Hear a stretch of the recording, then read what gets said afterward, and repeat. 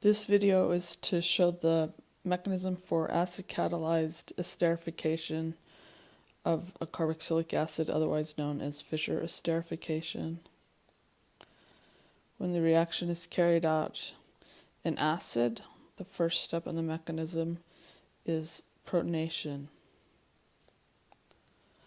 This causes us to have a positively charged intermediate that is more susceptible to a nucleophilic attack.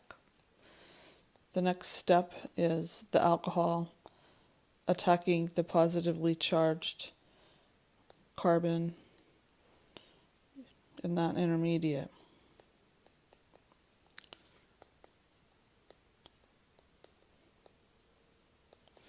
Giving us a new intermediate that has 3 oxygens attached to what used to be the carbonyl carbon, and it has a positive charge on the oxygen that used to be the alcohol oxygen. Next step in this mechanism is to deprotonate. At that position to give us a neutral intermediate.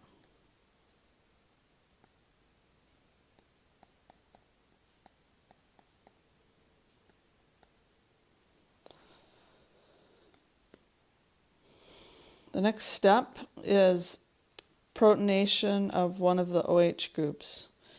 It's possible for the alcohol to be protonated, and that would basically go back to the previous intermediate. The reaction is reversible, so that can certainly happen.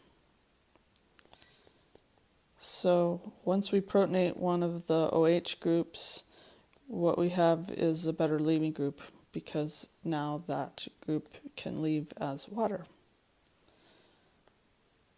And when it leaves as water, we get a positively charged intermediate. And then we have our final step,